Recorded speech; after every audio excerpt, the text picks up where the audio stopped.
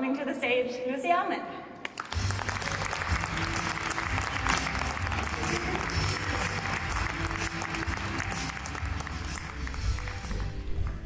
So hi everyone, I'm Lucy.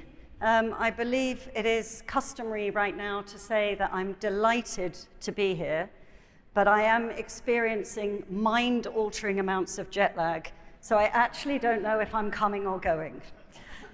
But luckily for you, I do know why I'm here, a very long way from home. I'm here to talk about the Nature Tech market report that we released earlier today. It's a joint effort between Nature for Climate, of which I'm chair, and a Paris-based VC firm called Serena, and the MRV Collective, many of whom are in the room with us here today, I believe. So can we have a shout out for the MRV Collective, if you're in here? Excellent. It's always good to perform to a home crowd, so I'm very pleased with that. What am I going to talk about in the next 8 minutes? So I'm basically going to talk a little bit about what Nature Tech is, the numbers, i.e. the investment trends that we've seen.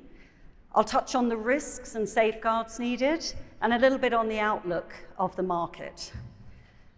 Before I get into that, just a little bit of background on Nature for Climate. So we've been campaigning for nature as a climate solution for the last 7 years, trying to land the message that nature is a third of the solution needed by 2030. And we've grown from 5 original founding organizations to the 22 you see behind me today. And our tracking data tells us that awareness levels for nature-based solutions has risen from less than 1% when we started to more than 20% today. And also, and importantly, that funding levels are beginning to rise for nature-based solutions, but nowhere near to the amount needed, as we've been hearing from our other speakers. So what is Nature Tech? I'm going to do a very quick, very unscientific poll here about Nature Tech. So if you can cast your mind back 2 years, put your hand up if you have ever heard of Nature Tech.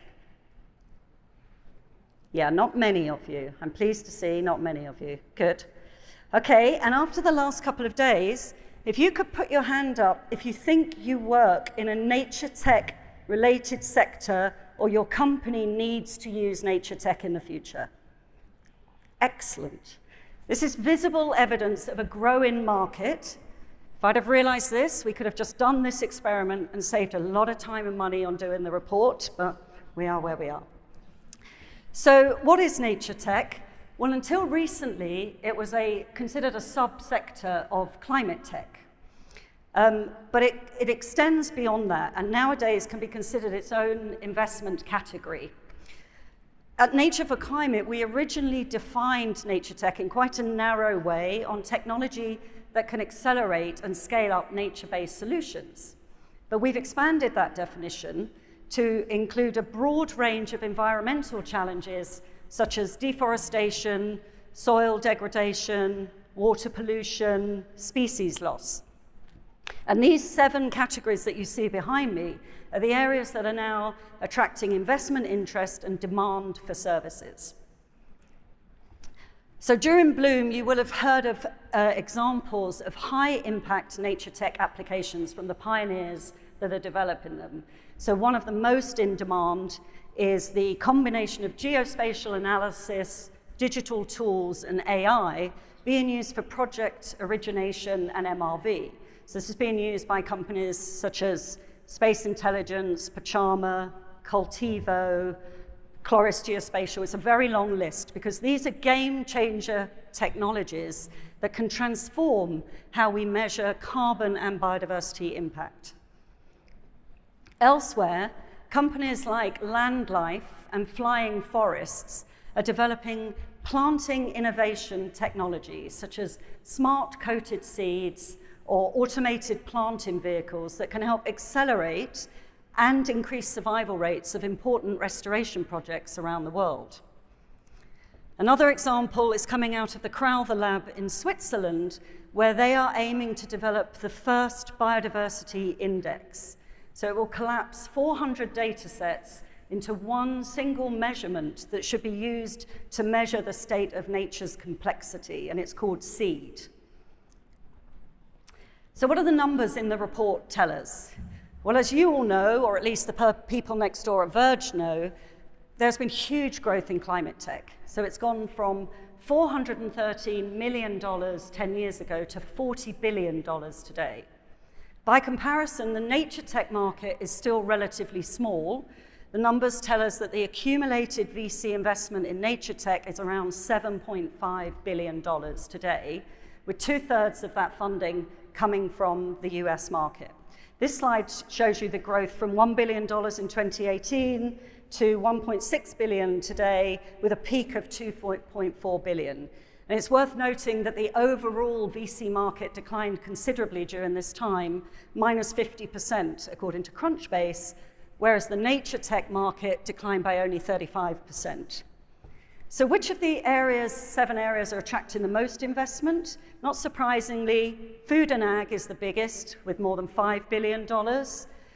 MRV, the second, with $1.23 billion. And MRV is experiencing really strong momentum. So of all the early stage funding numbers, that is the only one achieving year-on-year increases over the last 5 years.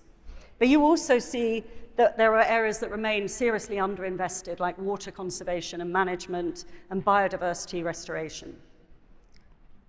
So what about risks? It's essential, as we grow the nature tech market, that we weigh up the risks and put in place safeguards. So one example here, particularly with regard to indigenous peoples, who are the guardians of the ecosystems where this tech is being applied and deployed. So for example, the use of drones can often take away jobs from indigenous people, but it doesn't have to be that way. And our report provides examples of where the power of indigenous knowledge is being combined with these emerging technologies. Another example is from Carbon Tanzania, where tech's being used to keep project developers accountable. So here they've transformed an app called Sensing Clues that was actually developed to monitor wildlife crime, but can also track a community-first-led approach to projects. So what is the future outlook for nature tech? Well, I think as we've heard today, there will be new global actors in this decarbonized and nature-positive economy. And those actors will rely on climate and nature technologies.